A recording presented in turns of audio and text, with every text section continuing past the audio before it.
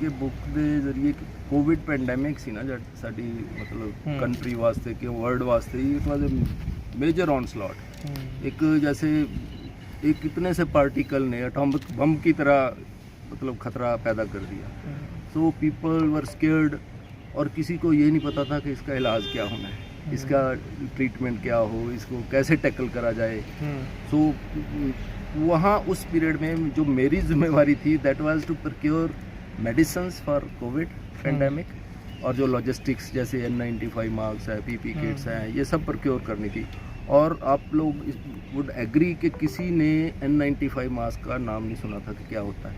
And हमारी जिम्मेवारी थी कि इनको लाखों में खरीदो, तो कहाँ से खरीदो तो वो बहुत बड़ा चैलेंज था। PP किट्स हमारे, तो उसमें सबसे ज़्यादा जो काम करा हमारे हेल्थ डिपार्टमेंट का जो काम था दैट वाज वेरी अप्रिशिएबल। मतलब हम लोग इमेजिन करके देखें कि अगर कोविड पेशेंट था, स्टाफ नर्स ने तो उसको जाके सब कुछ खिलाना पिलाना है, उसके अपने घर वाला उसको टच नहीं करता था। तो एक PP किट को अगर सारा दिन डालना पड़ जाए तो नहीं डाली जा सकती, क्योंकि टॉयलेट जाना है तो भी उसको चेंज करना है। मतलब इतना दहशत था और लोगों में इतनी, मैंने इसमें इंस्टेंसेस भी कोट करे हैं कि बच्चों ने अपने पेरेंट फादर को क्रिमेट करने से मना कर दिया कि ये वो है इसको टच ना करे कोई।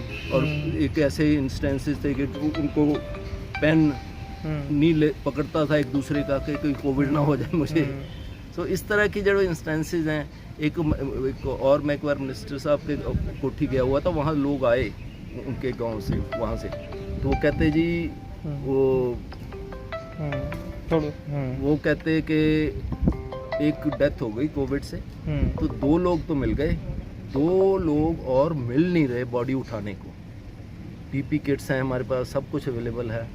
तो वो दैट वाज वेरी पेनफुल। मैं उसमें ड्यूटी पे गया और मैंने कहा मैं चला जाता हूँ, तो लेकिन वो उसका मतलब था कि मैं अपनी ड्यूटी को शर्क कर, वहाँ ये भी वो था ना उस टाइम कि ड्यूटी से भी भागने कई लोगों की कई बार होती है। तो मतलब ऐसे ऐसे उस फेज़ में बहुत ज़्यादा मतलब लोगों, हमारे हेल्थ डिपार्टमेंट ने बहुत काम करा। वो चीज़ें भी शेयर करी हैं सर? बिल्कुल करी हैं, हाँ, वही चीज़ें करी हैं। और जो उसमें सबसे बड़ी चीज़ जो कोविड ने हमें सिखाई है, सबसे कोविड ने सिखाई है कि कोई रिश्तेदार, बहन भाई, अमीर गरीब, मोटा पतला कुछ नहीं है, वो एकदम सब कुछ यहीं रह जाएगा अगर वो उसकी भगवान की वो। उसमें सर ये है कि कई बार ऐसी जो पेंडेमिक्स आती हैं जो वो हमें कुछ सिखा के जाती है। जैसे मैंने अभी कहा कि ये जो मटेरियल वैल्यूज़ है चीज़ों की, ये कुछ भी नहीं है सब उसके सामने। मतलब और सबसे इम्पोर्टेंट हेल्थ है। सो हेल्थ को इम्पोर्टेंस लोगों को देनी शुरू करें। तो उसमें डेथ्स हुई, वो कई बार हम लोग कहते हैं ये कोमॉर्बिडिटी है, अच्छा वो जो जिसका रेजिस्टेंट डाउन है, रेजिस्टेंस, तो वो उसके ऊपर हावी हो गया कोविड। तो इस तरह मतलब कुछ भी उसका मतलब ऐसे जैसे हवा में तीर लगाने वाली बात होती थी कि कोविड को इसको टैकल कैसे करा जाए।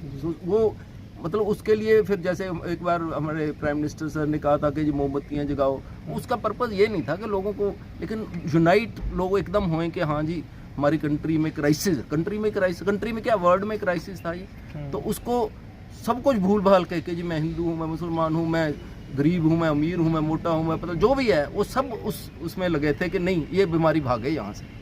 So that was the reason.